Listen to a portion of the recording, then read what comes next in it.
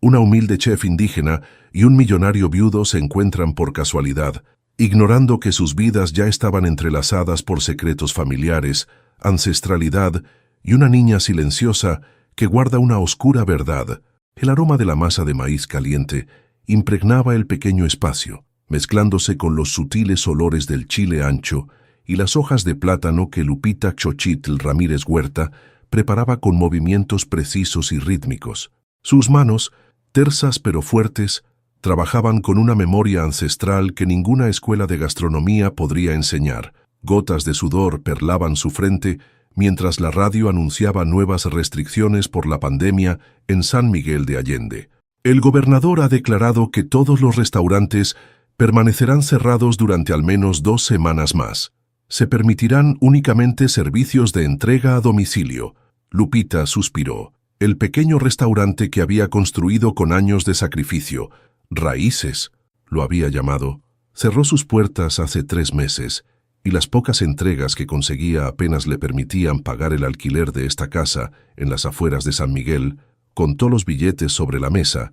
250 pesos por los tamales que entregó ayer a la familia González. Con eso, compraría más harina y chiles. Pero, ¿y el alquiler? ¿Y los medicamentos para Javier? El teléfono interrumpió sus cálculos mentales. «Lupita, soy Teresa, necesito un favor enorme». La voz de su amiga sonaba desesperada. Gabriela se metió en un lío. Concertó una cita a ciegas por internet con un tipo en la casa del conde mañana por la noche. Pero ahora está aterrorizada y no sabe cómo cancelar. Lupita sostuvo el teléfono entre la oreja y el hombro mientras continuaba preparando los tamales. «¿Y qué tengo yo que ver con eso? Necesito que vayas en su lugar, solo para decirle educadamente que no hay química, y marcharte 20 minutos máximo. Te pagaré 1,000 pesos. 1,000 pesos. Eso resolvería el problema del alquiler por una semana más. No lo sé, Teresa.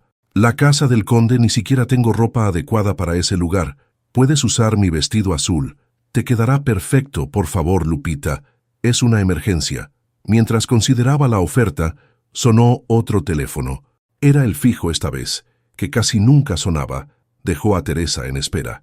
«Señorita Ramírez, le habla Federico Hernández, mayordomo de la familia Castellón. Nos han recomendado sus servicios como chef. Estamos organizando una cena importante dentro de 3 semanas y necesitamos a alguien que pueda crear un menú especial. Los Castellón, una de las familias más adineradas de San Miguel». La mente de Lupita calculó rápidamente. Ese trabajo podría significar suficiente dinero para mantenerse a flote durante meses. Quizás incluso lo suficiente para comenzar a planear la reapertura de Raíces. Por supuesto, señor Hernández. Estaría encantada de discutir los detalles. Con las 2 ofertas aceptadas, Lupita terminó sus tamales con renovada energía. Quizás, después de todo, habría una forma de sobrevivir a esta pandemia. La noche siguiente, enfundada en el ajustado vestido azul de Teresa, Lupita se sentía como una impostora en el elegante restaurante La Casa del Conde. Los camareros en sus impecables uniformes la miraban con ese destello de reconocimiento en los ojos. Ella no pertenecía allí. «¿Mesa para la señorita?», preguntó el maître con una sonrisa profesional pero distante. «Tengo una reservación a nombre de...». Dudó. Teresa le había dado el nombre del hombre. «Espero al señor Montero». El maître consultó su lista. «Ah, sí, por aquí, por favor». La condujo entre mesas ocupadas por parejas que compartían botellas de vino caras y hablaban en murmullos íntimos. Las velas creaban atmósferas privadas en cada rincón. Finalmente, se detuvieron ante una mesa donde un hombre de unos 40 años, con cabello negro ligeramente salpicado de gris y hombros anchos bajo un traje impecable, miraba distraídamente su teléfono. «Su invitada, señor», anunció el maître. El hombre levantó la vista. Sus ojos, de un marrón cálido y penetrante, se encontraron con los de Lupita por un momento. Pareció confundido, pero rápidamente se puso de pie con un movimiento elegante. «Buenas noches», dijo con una voz sorprendentemente amable. «Eduardo Castellón». «¿Castellón?». El apellido hizo que Lupita se congelara momentáneamente. «El mismo Castellón para quien cocinaría en 3 semanas, Lupita Ramírez», respondió automáticamente extendiendo su mano. «Creo que hay un error. Yo debería encontrarme con un señor Montero». Eduardo sonrió. una sonrisa que transformó completamente su rostro serio en algo mucho más accesible. Y yo esperaba a una señorita Velázquez, sugerida por mi entrometida suegra. Miró alrededor. Parece que el maître ha cometido un error afortunado. ¿Afortunado? Lupita arqueó una ceja. Bueno, Eduardo retiró la silla para ella, un gesto natural que parecía parte de su educación. Yo venía obligado a este encuentro. ¿Y usted? Lupita no pudo evitar una pequeña sonrisa mientras se sentaba. Podría decirse que también. Entonces propongo un trato. Eduardo tomó asiento frente a ella, sus ojos brillando con un humor inesperado. Cenemos juntos, dos extraños sin obligaciones, y libremos a nuestros respectivos compromisos de una noche incómoda. Algo en su honestidad desarmó a Lupita. Este no era el tipo de hombre arrogante que esperaba encontrar en un lugar como la casa del conde. «Me parece justo», respondió, desplegando la servilleta sobre su regazo. «Con una condición, nada de apellidos ni estatus. Solo somos Eduardo y Lupita esta noche». Él levantó su copa de agua en un brindis improvisado. «Me parece perfecto». Y así, sin saberlo, dos mundos completamente diferentes comenzaron a entrelazarse en la mesa equivocada de un restaurante demasiado elegante para una chef sin restaurante. La luz matinal de Guanajuato teñía de dorado las calles empedradas de San Miguel, mientras Lupita subía la colina hacia el atascadero, donde se alzaban las mansiones más elegantes de la ciudad. El taxi la había dejado en la entrada del fraccionamiento exclusivo, y ahora caminaba repasando mentalmente el menú que propondría a la familia Castellón. Necesitaba impresionarlos. Este trabajo podría significar su salvación económica. Se detuvo frente a una imponente puerta de madera tallada con motivos florales. Respiró profundo. Ajustó su blusa más formal, comprada en el mercado pero dignamente conservada, y tocó el timbre. Un hombre mayor, con el cabello blanco perfectamente peinado y postura militar, abrió la puerta. «Señorita Ramírez, la estábamos esperando. Soy Federico Hernández, hablamos por teléfono». Lupita siguió al mayordomo a través de un jardín exuberante, donde las bugambilias trepaban por paredes de cantera rosa. La mansión era un antiguo casarón colonial adaptado al lujo contemporáneo, con sus arcos de piedra y ventanales que enmarcaban vistas panorámicas del valle. «El señor Castellón está terminando una videoconferencia, pero bajará enseguida para discutir personalmente sus ideas para el menú», explicó Federico, mientras la conducía hacia un salón.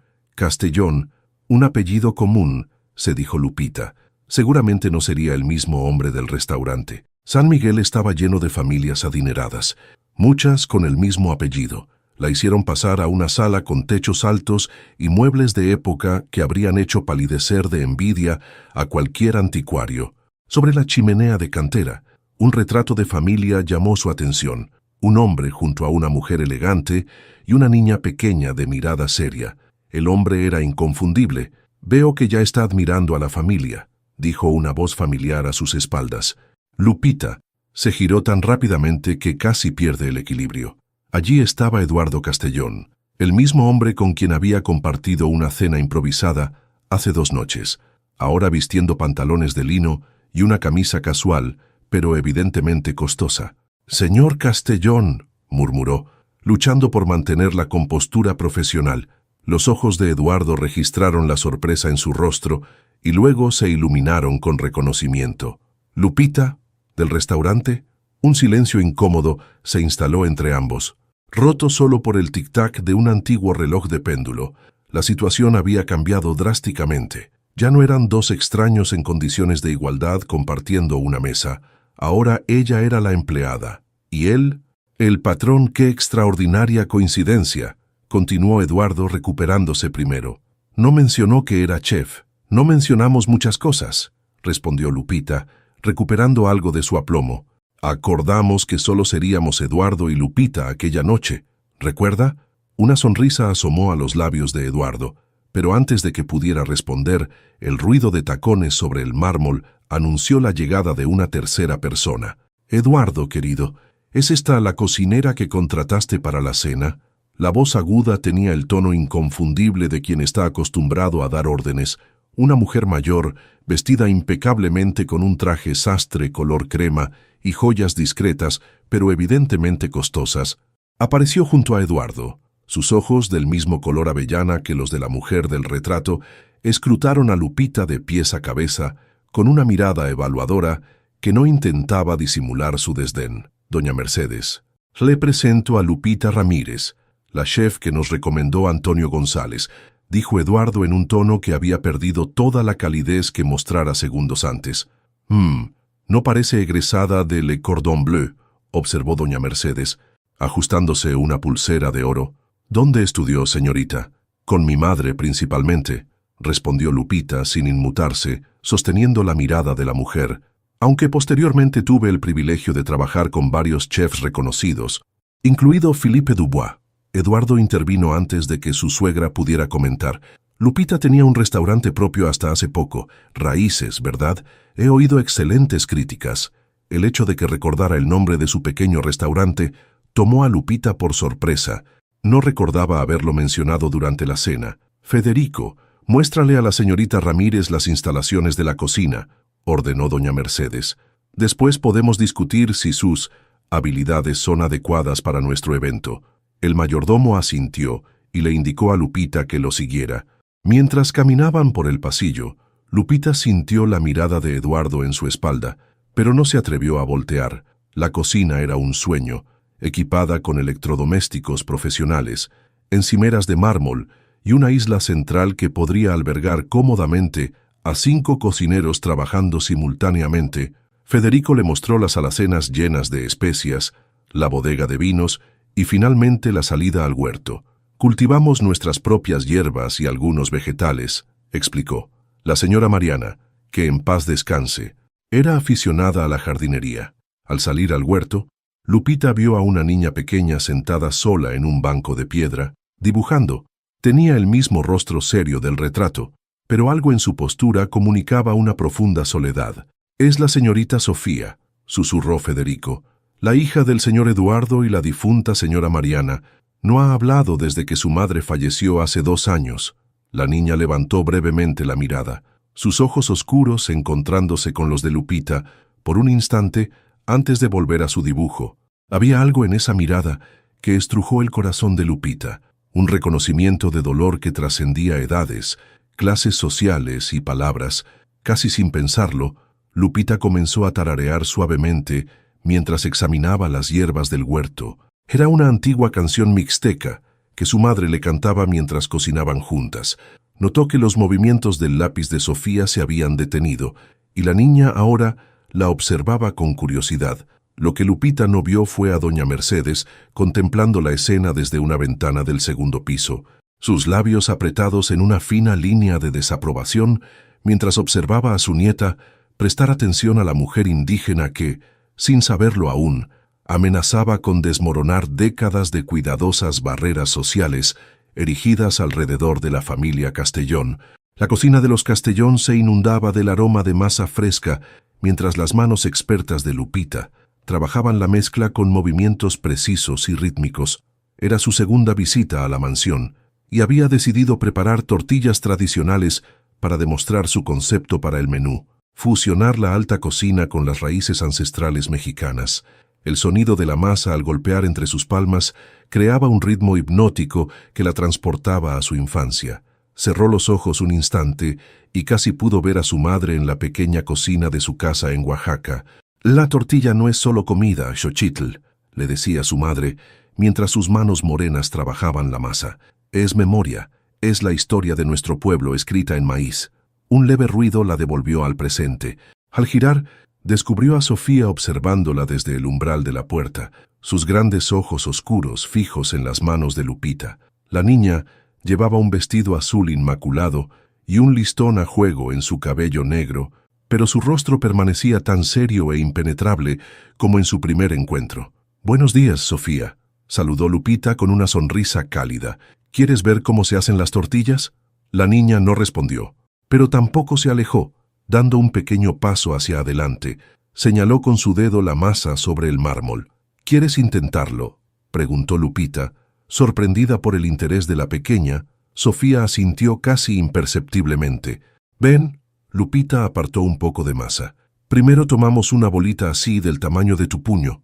Con cautela, como un animal desconfiado, Sofía se acercó. tomó torpemente la masa que le ofrecía Lupita y la sostuvo entre sus manitas pálidas. «Ahora aplástala un poco entre tus palmas. Así», demostró Lupita. Luego golpea suavemente, girando un poco cada vez. Para su asombro, Sofía siguió sus instrucciones con precisión sorprendente para una niña de su edad. Sus pequeñas manos imitaban los movimientos de Lupita y en sus ojos brillaba una chispa de concentración que transformaba su rostro habitualmente inexpresivo. «Mi mamá decía que cada tortilla lleva la huella de quien la hace», comentó Lupita mientras trabajaban. «¿Ves estas pequeñas marcas? Son mis huellas, y ahora estas son las tuyas».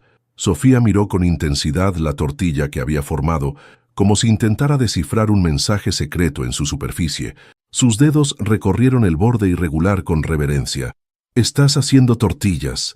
La voz de Eduardo rompió el momento mágico. Ambas voltearon para encontrarlo en la entrada, mirándolas con una expresión indescifrable. Lo que más impactó a Eduardo no era la escena en sí, sino la postura relajada de Sofía. Hacía más de 2 años que no veía a su hija interactuar así con nadie. «Estamos preparando masa para las tortillas que acompañarán los bocadillos de la degustación», explicó Lupita, incómoda bajo su mirada.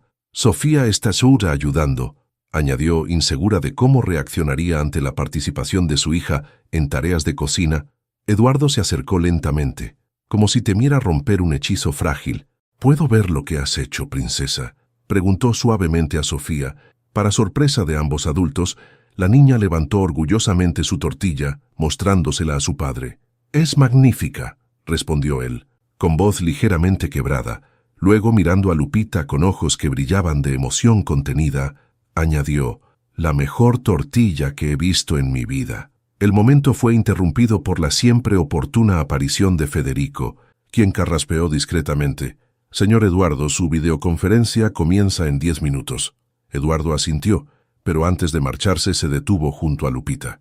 «Me gustaría que cenáramos juntos esta noche, después de que termine su trabajo, para discutir el menú completo», añadió rápidamente, ante la mirada inquisitiva del mayordomo. «Por supuesto», respondió Lupita, consciente de que la propuesta iba más allá de lo profesional. «Traeré mis propuestas culinarias detalladas». Cuando Eduardo se marchó, Sofía continuó trabajando en silencio junto a Lupita. Cada cierto tiempo, la chef le explicaba el significado de cada ingrediente, las historias detrás de los platillos tradicionales y fragmentos de canciones mixtecas que su madre le enseñara. La niña no hablaba, pero sus ojos respondían, absorbiendo cada palabra, cada gesto, como tierra seca recibiendo las primeras gotas de lluvia tras una larga sequía. «No apruebo esta irregularidad, Eduardo». La voz de doña Mercedes cortaba el aire como un cuchillo en la biblioteca de la mansión. «Contratar a una cocinera sin credenciales formales para una cena tan importante es imprudente». Eduardo contemplaba el jardín a través de la ventana, donde podía ver a Lupita mostrándole a Sofía las hierbas del huerto. «Ha trabajado con Philippe Dubois y sus referencias son excelentes». «Es demasiado indígena», insistió doña Mercedes, pronunciando la palabra como si fuera una enfermedad. «¿Qué pensarán los Mendoza, los Saldívar? ¿Servir comida de pueblo a nuestros invitados?» Eduardo se giró para enfrentarla, su paciencia agotándose. Mariana habría apreciado su autenticidad. El nombre de su difunta esposa silenció momentáneamente a la matriarca, pero recuperó su compostura rápidamente. «Mariana entendía las obligaciones sociales de los Castellón. Si me permites, haré una llamada discreta a Philippe. Quizás pueda supervisar el trabajo de esta señorita Ramírez». Antes de que Eduardo pudiera protestar, doña Mercedes ya había tomado su decisión. «Lo contactaré hoy mismo. Será nuestro seguro, por si las preparaciones de la señorita Ramírez resultan demasiado rústicas». Aquella noche, después de guardar los últimos bocadillos de prueba, Lupita pensaba en su segundo encuentro con Eduardo. La cena había sido formalmente profesional, con el mayordomo sirviendo mientras discutían cada detalle del menú. Sin embargo, los silencios entre conversaciones técnicas estaban cargados de algo indefinible, una complicidad nacida en aquella mesa equivocada del restaurante. Al llegar a su modesta casa, encontró a doña Consuelo esperándola en la puerta.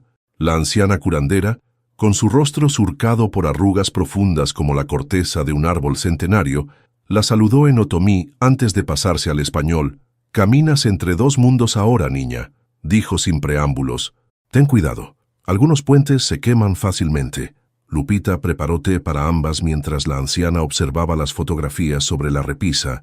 Lupita con su madre, con su hermano Javier, con el equipo de su pequeño restaurante ahora cerrado. «La niña que no habla», comentó doña Consuelo como si pudiera ver a través de las paredes de la mansión Castellón, «tiene un espíritu viejo en ojos jóvenes».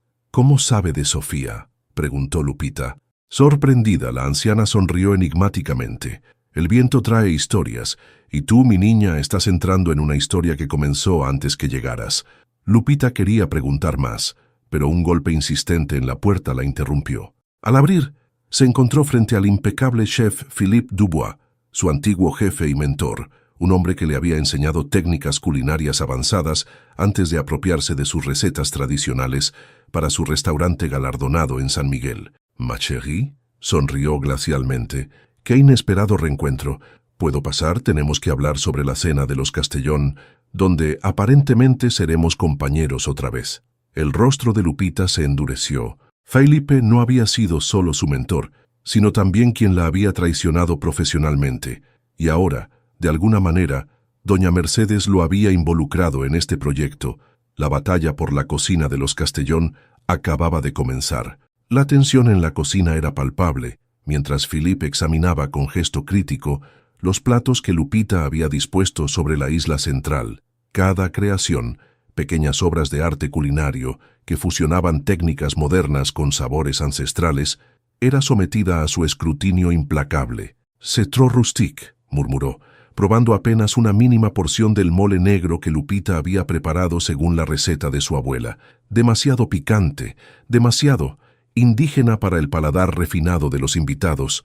Lupita apretó los puños bajo el delantal. «El mole negro es el alma de la cocina oaxaqueña, Felipe. Tiene más de 30 ingredientes perfectamente equilibrados». El chef francés hizo un gesto displicente. «San Miguel no es Oaxaca, chérie. Sugiero sustituirlo por una reducción de vino tinto con especias mediterráneas». Sustituir el mole por una reducción francesa. Lupita no daba crédito. Estaríamos traicionando la esencia misma del menú. Doña Mercedes, que observaba la escena desde la entrada, intervino con voz melosa pero firme. «Felipe tiene experiencia internacional, querida. Quizás deberías escuchar sus sugerencias». Antes de que Lupita pudiera replicar, Eduardo entró a la cocina con Sofía de la mano. La niña llevaba un cuaderno de dibujo y se soltó inmediatamente de su padre para acercarse a Lupita. «Buenos días», saludó Eduardo, captando la tensión en el ambiente. Sus ojos se posaron en los platos y luego en el rostro tenso de Lupita. «Interrumpo algo. Una discusión profesional», respondió Philippe con una sonrisa calculada. Estaba explicando a Mademoiselle Ramírez que su propuesta culinaria requiere ciertas adaptaciones para satisfacer el nivel de sus invitados. Eduardo tomó una cucharita y probó el mole sin pedir permiso. El sabor complejo, a la vez terroso, picante, dulce y amargo, se extendió por su paladar como una revelación. «Es extraordinario», declaró con sinceridad. «Complejo, auténtico». «Es una receta humilde», intervino doña Mercedes con desdén apenas disimulado. «Seguramente apropiada para una cena familiar, pero para nuestro evento necesitamos algo más. Sofisticado». Eduardo ignoró el comentario. «Cuéntame más sobre este plato, Lupita». Mientras Lupita explicaba los orígenes prehispánicos del mole y su evolución tras la conquista española, Sofía se sentó en un taburete y comenzó a dibujar con trazos rápidos y seguros. Ocasionalmente levantaba la mirada estudiando a Lupita con intensidad silenciosa. «Nuestros invitados no vienen a recibir lecciones de historia culinaria», cortó doña Mercedes. «Vienen a disfrutar de una experiencia gastronómica excepcional». «¿Y qué puede ser más excepcional que platos con 300 años de historia?», respondió Eduardo. «Para sorpresa de todos, me gusta este enfoque, Lupita. Continúa desarrollándolo». La mirada que intercambió con ella fue breve pero cargada de significado. Confiaba en su visión y la apoyaría frente a las críticas. Felipe, captando el mensaje, se replegó estratégicamente. Bien Sur solo ofrecía perspectivas alternativas, concedió con falsa humildad. «Trabajaremos juntos para refinar estas propuestas tan interesantes». Cuando todos se marcharon, Sofía se quedó rezagada un momento. Arrancó la página de su cuaderno y se la entregó a Lupita antes de seguir a su padre. Era un dibujo sorprendentemente detallado de Lupita trabajando en la cocina, rodeada de ingredientes coloridos. En el borde del papel había escrito con letra infantil pero clara: «Tu comida tiene colores». Lupita guardó el dibujo en su bolso, profundamente conmovida por ese primer intento de comunicación de la niña. Al anochecer, regresando a su casa bajo la luz anaranjada del crepúsculo de San Miguel, Lupita encontró la puerta entreabierta. Alarmada, entró con cautela. «¡Javier!», llamó, reconociendo el viejo morral de su hermano sobre una silla. Lo encontró en el pequeño baño, arrodillado frente al inodoro. Su cuerpo delgado se estremecía con arcadas violentas mientras el sudor empapaba su camiseta desgastada. «Lo siento, hermana», murmuró cuando pudo hablar. No tenía a dónde ir. Lupita reprimió un suspiro. Conocía demasiado bien este ciclo. Su hermano intentando desintoxicarse por enésima vez. Los temblores, las náuseas, las promesas que se desvanecerían con la siguiente recaída. Desde su deportación de Estados Unidos hacía 3 años, donde había vivido desde los 8, Javier vagaba por un limbo de pertenencia rota, medicando su desarraigo con lo que encontrara.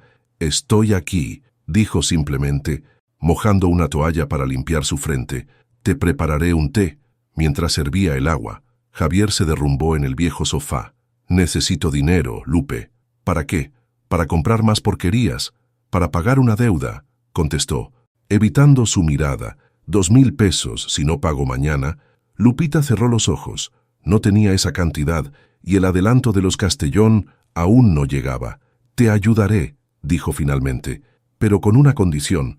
Trabajarás conmigo». En esa mansión de ricachones, Javier emitió una risa amarga. «Como sirvientes de los güeros, como nuestros antepasados». «Como profesionales», corrigió Lupita. «Tú eres un artista talentoso. Javier, ¿puedes ayudarme con la presentación visual de los platillos?». Javier guardó silencio, pero no rechazó la propuesta. Esa noche dormimos en el sofá, vigilado por su hermana que temía tanto su huida como sus temblores de abstinencia. La tarde siguiente, Eduardo encontró a Lupita en el jardín recolectando hierbas frescas. El sol poniente bañaba el lugar en tonalidades doradas, iluminando su perfil mientras trabajaba. «Mi hija no deja de dibujar desde ayer», comentó, acercándose. «Todos son bocetos de ti en la cocina». Lupita sonrió sintiendo un extraño orgullo. «Tiene talento natural, como su madre». Eduardo se agachó junto a ella, estudiando las hierbas. «Mariana amaba este jardín. Pasaba horas aquí hablando con las plantas más que con personas. Debió ser una mujer extraordinaria», comentó Lupita. «Lo era». La voz de Eduardo se suavizó. Pintaba, cultivaba estas hierbas, cocinaba platos experimentales. Cuando murió, fue como si toda la creatividad abandonara esta casa. Compartieron un silencio cómodo mientras Lupita continuaba su labor, ahora con Eduardo ayudando a sostener su canasta. «¿Cómo perdiste tu restaurante?», preguntó él de pronto. La pregunta tocó una herida aún fresca. La pandemia fue el golpe final, pero la verdad es que llevaba meses luchando. Un pequeño restaurante de comida tradicional indígena no era lo suficientemente atractivo para las guías turísticas. Y mientras tanto, Philippe se hacía famoso con recetas similares, adivinó Eduardo. Lupita asintió. «Trabajé 6 meses en su cocina, le enseñé técnicas y platillos de mi familia. Un día vi mi chile en nogada ancestral en su menú, rebautizado como fusión franco-mexicana. Lo lamento», dijo Eduardo con genuina empatía. «La apropiación cultural es una forma sofisticada de robo». La sinceridad de sus palabras sorprendió a Lupita. No esperaba que un hombre de su posición social entendiera conceptos como la apropiación cultural. «Mi madre murió cuando tenía 12 años», continuó Lupita, sorprendiéndose a sí misma por compartir algo tan personal. «Preparar sus recetas es mi forma de mantenerla viva». Eduardo guardó silencio un momento. «Entiendo eso. Intento mantener viva a Mariana para Sofía a través de pequeños rituales. Cuidar su jardín, mantener sus pinturas en las paredes». Sus miradas se encontraron, reconociendo en el otro un dolor compartido. Una pérdida que había moldeado sus vidas de maneras fundamentales. Eduardo se acercó imperceptiblemente. La brisa mecía suavemente el cabello de Lupita, y por un breve instante pareció que el espacio entre ellos se cargaba de posibilidades. Sus rostros se aproximaron lentamente, guiados por una gravedad invisible. «Eduardo», la voz de doña Mercedes cortó el momento como un cuchillo. «Los Mendoza han llegado para tomar el té». Se separaron abruptamente. Como adolescentes sorprendidos, Eduardo se levantó alisando innecesariamente su camisa. «Discutiremos los detalles restantes del menú mañana», dijo formalmente, pero sus ojos transmitían un mensaje diferente. Mientras lo veía alejarse hacia la mansión, Lupita sintió una mezcla contradictoria de emociones. Algo estaba floreciendo entre ellos, pero crecía en terreno peligroso, plagado de diferencias sociales. Expectativas familiares y fantasmas del pasado. Desde la ventana del segundo piso, los grandes ojos de Sofía observaban la escena, su pequeña mano apretando con fuerza un nuevo dibujo, su padre y Lupita, rodeados de plantas florecientes, con un sol brillante sobre ellos. La rutina se había establecido de forma natural durante las últimas 2 semanas. Cada mañana, Lupita llegaba a la mansión Castellón para trabajar en los preparativos del gran evento, y cada mañana, Sofía aparecía silenciosamente en la cocina, ocupando su taburete junto a la isla central, con su cuaderno de dibujo y lápices de colores. Hoy, mientras Lupita demostraba cómo preparar buñuelos tradicionales, notó que Sofía no dibujaba como de costumbre. En su lugar, la niña había colocado un pequeño papel doblado junto al mortero de piedra. «¿Es para mí?», preguntó Lupita, secándose las manos en el delantal. Sofía asintió, sus ojos expectantes bajo el flequillo perfectamente cortado. Lupita desdobló el papel con cuidado. Una caligrafía infantil pero sorprendentemente clara. Había escrito: «¿Puedo aprender a hacer tortillas otra vez?». El corazón de Lupita dio un vuelco. Era la primera comunicación directa que Sofía iniciaba. «Por supuesto, pequeña», respondió con una sonrisa cálida. «Prepararemos la masa juntas hoy mismo». Para sorpresa de Lupita, Sofía extrajo otro papel de su bolsillo y se lo entregó. Este decía simplemente: «Gracias, Xochitl». Lupita contuvo la emoción al ver que la niña la llamaba por su segundo nombre, el nombre mixteco que su madre le había dado. Era como si Sofía hubiera captado instintivamente la parte de su identidad que Lupita más atesoraba. La puerta de la cocina se abrió y Eduardo entró, deteniéndose al ver la escena. Su mirada se posó en el papel que Lupita sostenía. «¿Está escribiendo notas?», preguntó con voz queda, como si temiera romper el momento con su sola presencia. Lupita asintió, entregándole silenciosamente el papel. Eduardo lo leyó y sus ojos se iluminaron con una mezcla de sorpresa y esperanza.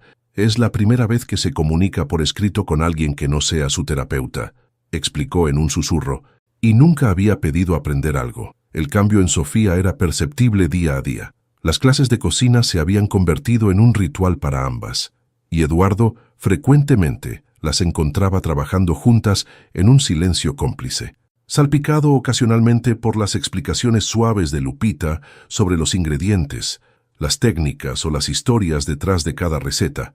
«No creo que sea apropiado», decía doña Mercedes en el despacho de Eduardo, su voz resonando con desaprobación gélida. «Javier Ramírez tiene antecedentes. Fue deportado por una infracción menor», respondió Eduardo, manteniendo la calma. «Lupita asegura que su hermano es un artista talentoso y necesitamos ayuda con las decoraciones florales y la presentación visual. Ahora contratamos delincuentes por recomendación de la cocinera». La mujer sacudió la cabeza. «Eduardo, te estás dejando llevar por...». «Javier trabajará en el jardín bajo supervisión», cortó él. «Mi decisión está tomada». El jardín de la mansión Castellón florecía bajo el sol primaveral, mientras Javier, con manos sorprendentemente delicadas para su aspecto áspero, arreglaba composiciones de flores y hierbas aromáticas. Su cabello oscuro recogido en una coleta dejaba ver un rostro anguloso, marcado por experiencias duras, pero con los mismos ojos vivaces de su hermana. «Tienes buen ojo para la composición», comentó Eduardo, observando su trabajo. Javier levantó la mirada, cauteloso. No estaba acostumbrado a que los empleadores le hablaran directamente, menos aún con aprobación. «Solía hacer arte urbano», respondió secamente, «hasta que me deportaron por pintar en el lugar equivocado». Eduardo asintió, sin presionar el tema. «Sofía ha progresado mucho gracias a tu hermana. Lupe tiene ese efecto en la gente». contestó Javier, relajándose ligeramente. Siempre ve lo mejor, incluso cuando no hay mucho que ver. Sus miradas se cruzaron, ambos conscientes de estar hablando de algo más que de Sofía. «Cuídala», añadió Javier inesperadamente. «Ha sufrido suficientes decepciones». Antes de que Eduardo pudiera responder, la voz aguda de doña Mercedes los interrumpió. Caminaba por el sendero del jardín, acompañada por una pareja elegantemente vestida. «Eduardo, los Mendoza han venido a ultimar detalles de la gala. También están ansiosos por conocer a la famosa chef que Philippe ha mencionado». Su tono sugería claramente que esperaba que Lupita permaneciera oculta en la cocina, como correspondía a la servidumbre. «Por supuesto», respondió Eduardo. «Lupita estará encantada de compartir su visión gastronómica personalmente». La expresión de doña Mercedes se tensó, pero mantuvo su sonrisa social. «Queridos, adelántense a la terraza, les alcanzamos en un momento». Cuando los invitados se alejaron, se volvió hacia Eduardo. «¿Pretendes presentar a esa mujer como nuestra igual? Las habladurías ya han comenzado. Eduardo, tu creciente afecto por la cocinera indígena no pasa desapercibido».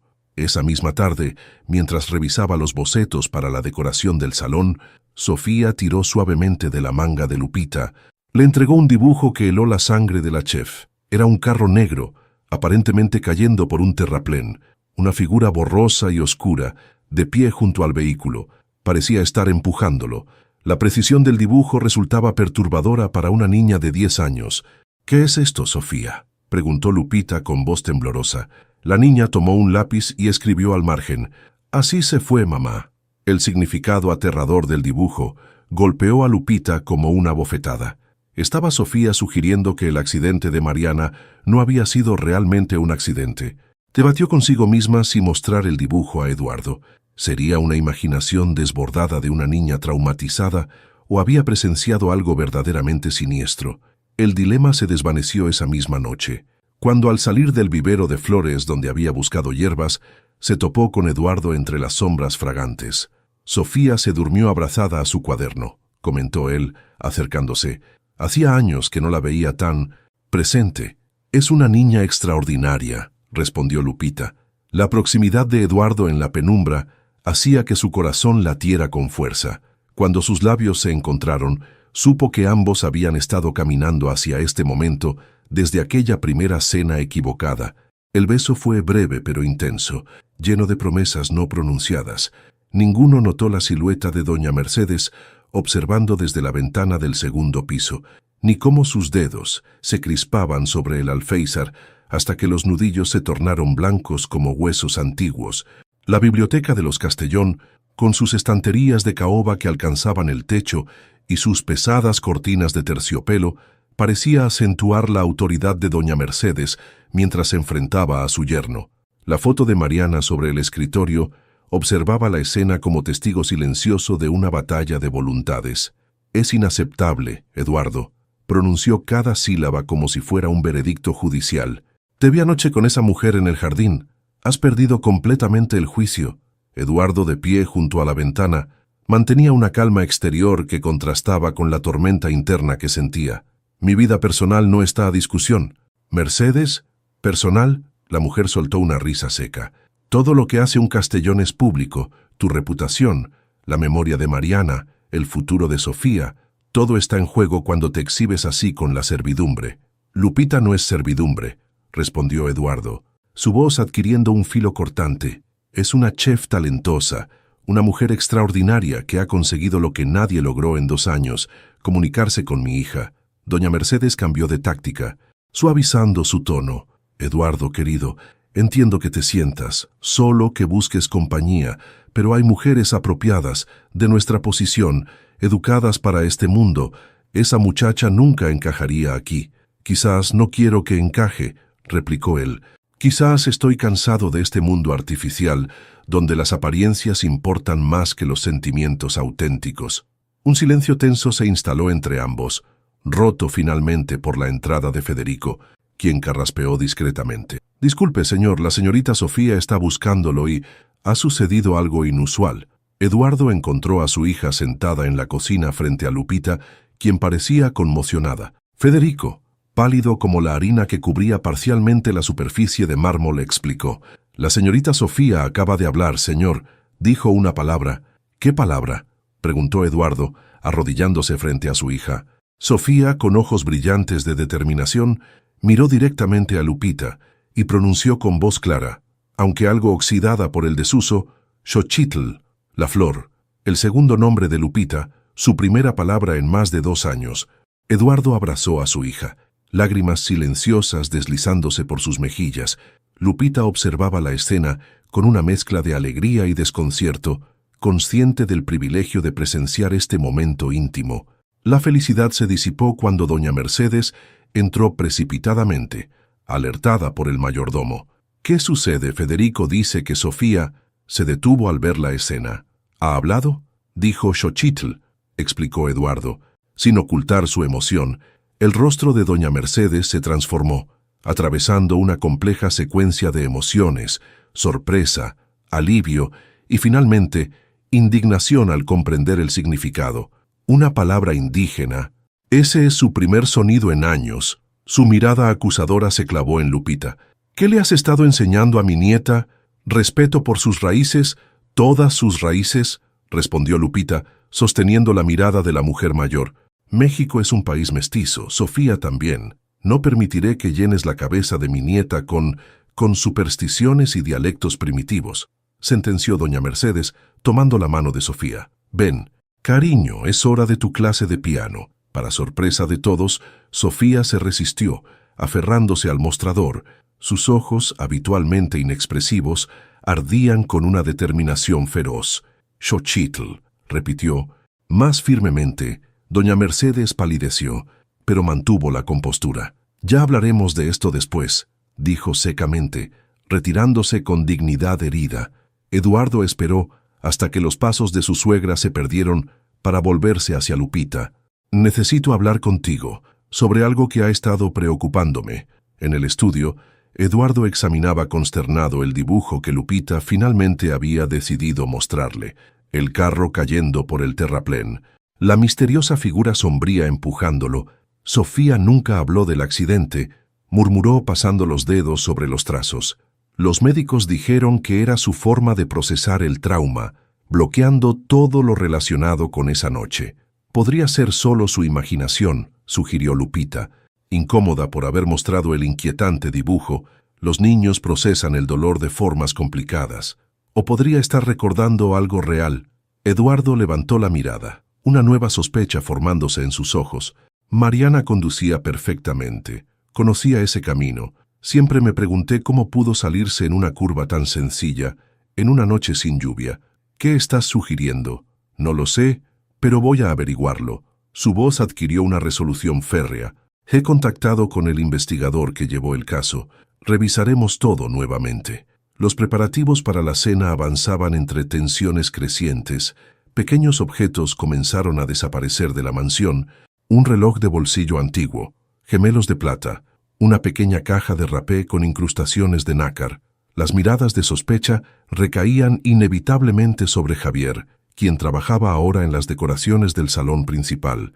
«Yo no he tomado nada», aseguró a Lupita en su pequeña casa cuando ella le confrontó con los rumores. «Sabes que no haría eso, no después de todo lo que has arriesgado por mí». «Te creo», respondió ella, abrazándolo. «Pero ten cuidado, doña Mercedes busca cualquier excusa para alejarnos de los Castellón». «¿Por qué te importa tanto?», preguntó Javier. «¿Es por el dinero o por él?». La pregunta quedó flotando en el aire como humo. Lupita no tenía una respuesta simple. ¿Qué sentía exactamente por Eduardo? ¿Era solo atracción, admiración o algo más profundo que no se atrevía a nombrar? La víspera de la gran cena, la tensión alcanzó su punto máximo cuando Lupita y Eduardo discutieron en la cocina vacía. Habían enviado a descansar al personal y revisaban los últimos detalles del menú. «No puedo despedir a Javier sin pruebas», argumentaba Eduardo, «pero debes entender que estas desapariciones generan desconfianza, especialmente con su historial». «¿Su historial?». Lupita dejó caer bruscamente la carpeta de menús. «¿Te refieres a ser deportado por pintar un mural? ¿O a crecer sin padres porque yo era lo único que tenía?». «Sabes que no me refiero a eso». Eduardo se pasó una mano por el cabello, frustrado, pero las circunstancias... Siempre condenan a personas como nosotros, Eduardo, interrumpió ella. El beneficio de la duda es un lujo que nunca podemos permitirnos. Sus palabras golpearon a Eduardo como una revelación. Reconoció el privilegio implícito en su argumento, la injusticia inherente a sus suposiciones. Tienes razón, admitió, acercándose. Lo siento. La honestidad de su disculpa desarmó a Lupita. La vulnerabilidad mutua, la tensión acumulada durante semanas y quizás el peligro inminente de ser descubiertos encendieron algo primitivo entre ellos. Sus labios se encontraron con urgencia y esta vez ninguno se apartó. Las manos de Eduardo recorrieron el cuerpo de Lupita como si memorizara cada curva, cada textura. Ella respondió con igual fervor, liberando sentimientos largamente contenidos. Su piel canela contrastaba con la palidez de Eduardo en la penumbra de la cocina, un símbolo visual de mundos colisionando. «Esto es una locura», susurró él contra su cuello. «Completamente», concordó ella, sin hacer nada por detenerlo. Esa noche, entre ollas de cobre y especias aromáticas, dos almas solitarias encontraron consuelo mutuo, desafiando silenciosamente las barreras invisibles que la sociedad había construido entre ellos. A la mañana siguiente, un grito sacudió la paz de la mansión Castellón. Las valiosas joyas familiares que doña Mercedes había sacado de la caja fuerte para usar en la gala habían desaparecido de su tocador. «Fue él», acusó la matriarca, señalando directamente a Javier, quien preparaba arreglos florales en el vestíbulo. «Ese delincuente que metiste en nuestra casa». Eduardo, pálido pero controlado, ordenó discretamente revisar las pertenencias de Javier mientras Lupita observaba la escena con horror creciente. «Eduardo, por favor», suplicó en voz baja. «Mi hermano no haría esto». Pero incluso ella sintió una punzada de duda cuando Javier, al enterarse de la acusación, desapareció sin dejar rastro, como admitiendo silenciosamente su culpabilidad. La cocina de los Castellón bullía de actividad frenética. Faltaban apenas 4 horas para la cena, y Lupita, con ojeras que delataban su noche en vela, dirigía a los ayudantes contratados con precisión militar. Su rostro mantenía una máscara de profesionalismo que ocultaba el torbellino emocional que la consumía. La desaparición de Javier, la acusación de robo, la dolorosa distancia que Eduardo había impuesto desde la mañana.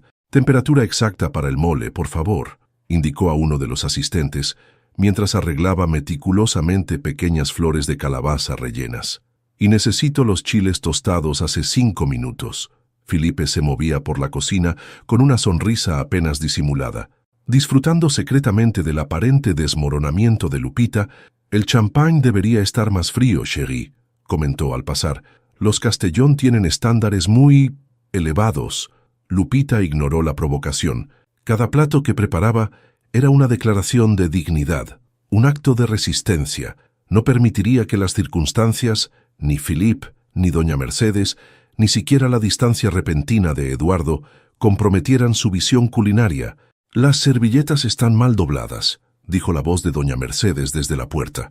La mujer inspeccionaba la cocina como un general revisando tropas antes de la batalla.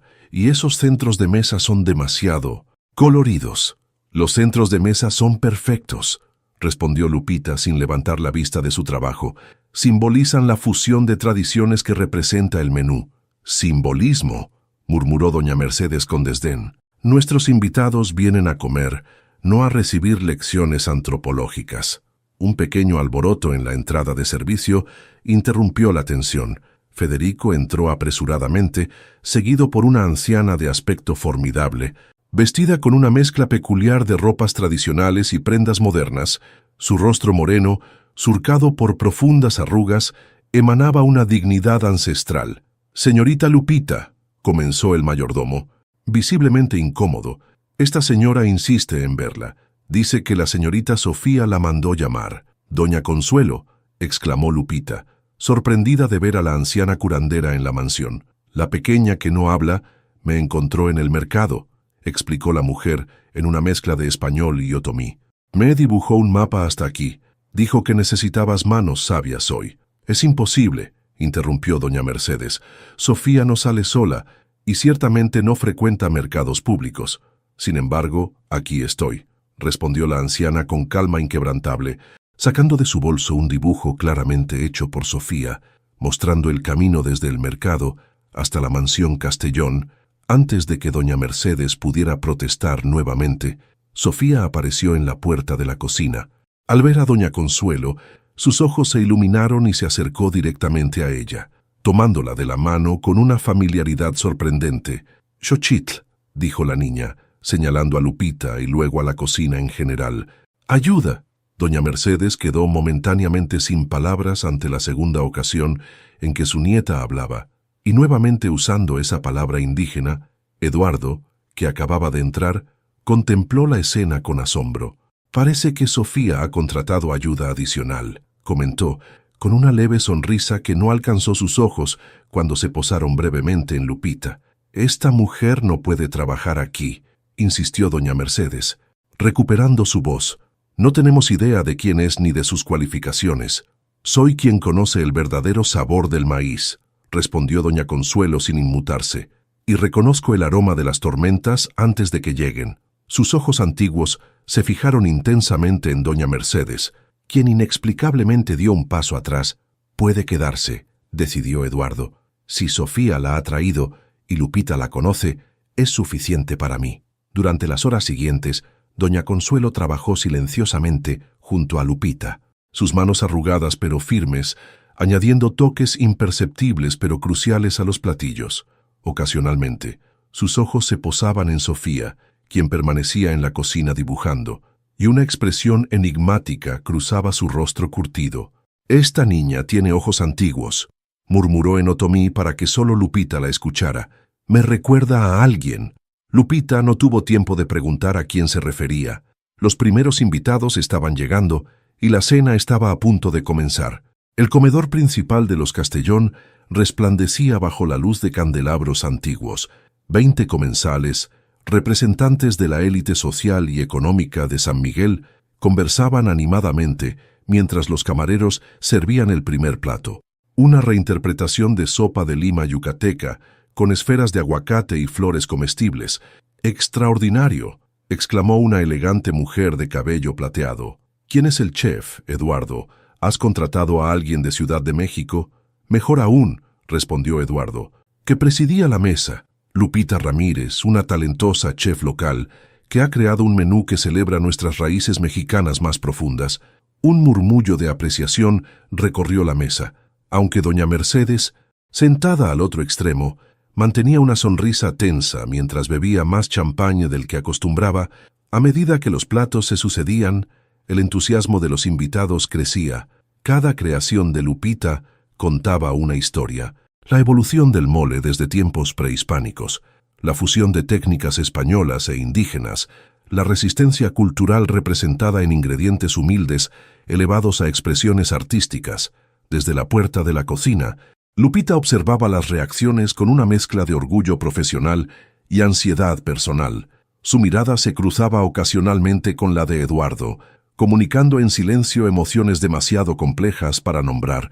Doña Consuelo, sorprendentemente, había sido invitada a bendecir la mesa al estilo tradicional y ahora compartía conversación con algunos invitados intrigados por sus conocimientos de herbolaria. Sofía permanecía a su lado, observando todo con atención inusitada, cuando el postre, una reinterpretación de nicuatole mixteco con espuma de chocolate oaxaqueño, fue servido. Los elogios alcanzaron su punto máximo. «Eduardo, debes presentarnos a esta chef», insistió un hombre de negocios prominente. «Tiene que abrir un restaurante que podamos frecuentar regularmente». «De hecho», sonrió Eduardo, «estamos discutiendo esa posibilidad. Lupita tenía un restaurante extraordinario que la pandemia». «Oh, por favor». La voz de doña Mercedes, amplificada por el alcohol, cortó la conversación como un cuchillo. «Vamos a fingir que esta mujer es nuestra igual, una indígena oaxaqueña que cocina lo que sus ancestros comían por necesidad». Un silencio incómodo cayó sobre la mesa. Eduardo se tensó visiblemente. «Mercedes», comenzó con advertencia en su voz. «No, Eduardo, ya es suficiente». La mujer se puso de pie, tambaleándose ligeramente. «Nuestros invitados merecen saber que esa cocinera, a quien tanto alabamos, metió a su hermano ladrón en esta casa. Las joyas de Mariana han desaparecido, robadas por ese delincuente deportado». Lupita, quien había salido de la cocina para supervisar el servicio del postre, se quedó paralizada en la entrada del comedor. «Eso es mentira», dijo con voz firme pero controlada. «Mi hermano no robó nada». «Entonces, ¿por qué huyó esta mañana?», replicó doña Mercedes, girándose dramáticamente hacia los invitados. «Una familia de ladrones y mentirosos, introduciéndose en nuestras vidas. Seduc». «Mentira». La voz clara y fuerte de Sofía cortó el aire como un latigazo, silenciando abruptamente a su abuela. «Tú mientes, abuela». Todos los ojos se volvieron hacia la niña, quien ahora estaba de pie junto a doña Consuelo. El rostro habitualmente inexpresivo de Sofía estaba animado por una determinación feroz. «Ricardo tomó las joyas», continuó, su voz ganando fuerza con cada palabra. «El asistente de la abuela. Ella le dijo que lo hiciera, los escuché». El silencio que siguió fue ensordecedor. Ricardo, el discreto asistente personal de doña Mercedes, palideció visiblemente desde su posición cerca de la puerta. Eduardo se levantó lentamente, sus ojos fijos en su suegra. «¿Es esto cierto, Mercedes?». El rostro de la mujer pasó del rojo de la indignación al blanco del pánico. Intentó formar palabras, pero solo consiguió balbuceos inconexos. Ricardo, percibiendo que todo se derrumbaba, dio un paso adelante. «La señora me pidió que ocultara las joyas temporalmente», confesó, evitando mirar a su empleadora, «para incriminar al hermano de la señorita Ramírez. Dijo que era necesario para proteger a la familia». Los invitados comenzaron a murmurar, incómodos ante el drama inesperado. Eduardo, con diplomacia consumada, se disculpó y les pidió que continuaran disfrutando del postre mientras atendía este malentendido familiar. Mientras los últimos comensales se retiraban cortésmente, doña Mercedes, acorralada y humillada, lanzó una última bomba desesperada. «¿Quieres saber por qué desprecio tanto a esta mujer y su sangre indígena?» «Eduardo», su voz destilaba veneno, «porque Sofía comparte esa misma sangre. Aunque no lo sepas, tu preciosa Mariana te engañó con un artista indígena. Sofía no es tu hija biológica». El salón quedó sumido en un silencio sepulcral, mientras el rostro de Eduardo reflejaba el impacto devastador de esta revelación inesperada. El silencio que siguió a la declaración de doña Mercedes era denso como la niebla matutina en San Miguel. Los invitados se retiraron discretamente, mientras Eduardo ordenaba que solo su suegra, Lupita, doña Consuelo y Sofía permanecieran. «Explícate», exigió a Mercedes, su voz apenas conteniendo la furia y el dolor. La matriarca, despojada de su arrogancia habitual, se derrumbó en una silla. «Mariana pasó por una crisis cuando ustedes tenían problemas», comenzó. «Conoció a un artista local, Miguel Tzakutl, un pintor con sangre otomí. Fue un romance breve pero intenso. Al escuchar el nombre, doña Consuelo emitió un sonido ahogado, sus ojos fijándose en Sofía con nueva intensidad. Cuando Mariana descubrió su embarazo, supo que Sofía no era tuya», continuó Mercedes. «Cayó por años, pero meses antes del accidente había decidido contarte la verdad y llevar a Sofía a conocer la familia de Miguel, quien había fallecido inesperadamente». Eduardo recordó el inquietante dibujo de Sofía. «¿Qué pasó realmente esa noche?». «Fue un accidente», insistió Mercedes sin convicción. «Mentira», interrumpió Sofía con voz clara. «Seguí a mamá esa noche, escondida en el asiento trasero. Ella iba a ver a la familia de mi verdadero papá». La abuela la siguió. La niña continuó, su voz temblando ligeramente. «Discutieron junto a la carretera. Mamá lloraba, la abuela la empujó y el coche se deslizó por el barranco. Doña Mercedes sollozó desesperadamente. No pretendía matarla, solo quería detenerla. La familia de ese hombre eran inferiores. No podía permitir que Sofía fuera contaminada con esa sangre». Eduardo cerró los ojos abrumado. Cuando los abrió, miró a Sofía. «¿Por qué nunca hablaste, cariño?». «Tenía miedo», respondió la niña. «La abuela dijo que nadie me creería, que me enviarían lejos». «Te habría creído», dijo Eduardo con voz quebrada. «Siempre». Doña Consuelo rompió el silencio. «Miguel Tzakutl era mi nieto», declaró. «Veo su espíritu en los ojos de esta niña. El mismo fuego silencioso, la misma voluntad». La anciana se acercó a Sofía, enmarcando su rostro con manos curtidas. «Tzakutl significa flor en nuestra lengua, como Xochitl», continuó mirando significativamente hacia Lupita. La comprensión golpeó a todos simultáneamente. Las conexiones invisibles, la inexplicable afinidad entre Sofía y Lupita. Nuestras familias están entrelazadas, explicó doña Consuelo. La sangre otomí y mixteca corre por las mismas venas en muchas familias. Tzacutl y Xochitl, dos flores de la misma tierra ancestral. Eduardo miró a Lupita, aturdido. ¿Ustedes son parientes? ¿Primos lejanos? Probablemente, confirmó la anciana. La sangre reconoce a la sangre incluso cuando la mente olvida. Doña Mercedes levantó la mirada con ojos enrojecidos. Todo este tiempo luché contra lo inevitable. El destino que intenté destruir encontró su camino de regreso. El destino, repitió doña Consuelo con una sonrisa enigmática. O quizás simplemente el llamado de la sangre, como las flores de cempasúchil que guían a los muertos de regreso a casa, mientras la verdad finalmente emergía. Las identidades de todos se reordenaban como un antiguo mosaico completado. Sofía había encontrado su voz y sus raíces. Eduardo enfrentaba la traición, pero también la verdad sobre la hija que siempre sería suya, más allá de la biología. Y Lupita descubría conexiones familiares que jamás habría imaginado. Afuera, el viento agitaba los árboles del jardín, donde el pasado y el presente finalmente confluían en una verdad dolorosa pero liberadora. La mansión Castellón quedó sumida en un silencio espectral tras las devastadoras revelaciones. Doña Mercedes había sido hospitalizada por una crisis nerviosa, mientras la policía iniciaba una investigación sobre las circunstancias del accidente de Mariana. Eduardo alternaba entre periodos de aislamiento, revisando viejas fotografías y momentos de intensa conexión con Sofía, reafirmando silenciosamente que seguía siendo su hija, independientemente de la biología. Javier, exonerado y de vuelta, aconsejaba a Lupita mientras desmontaban las decoraciones. «Deberías irte de aquí. Esta familia está rota y tú no tienes obligación de quedarte a recoger los pedazos». Lupita contemplaba la mansión con sentimientos contradictorios. «No es tan simple, Sofía me necesita. Y Eduardo tiene suficiente dinero para contratar cualquier terapeuta», replicó Javier pragmáticamente.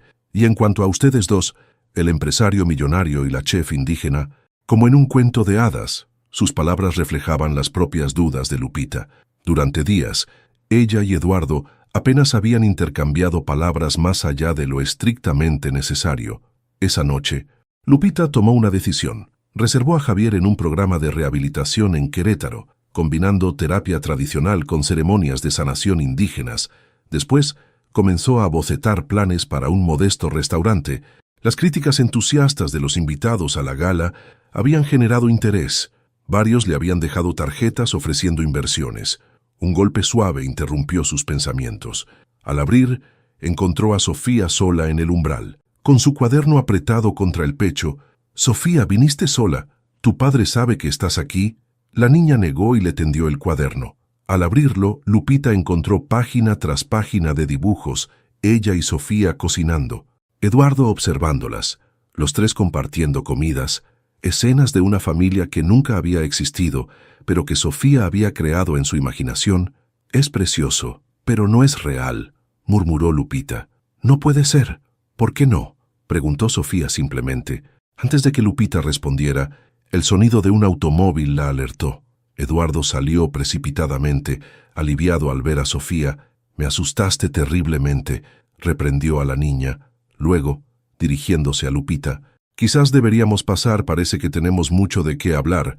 En la modesta cocina, mientras Sofía dibujaba en un rincón, Eduardo explicó. El investigador confirmó la versión de Sofía. No fue premeditado, pero Mercedes provocó el accidente. También confirmaron la paternidad.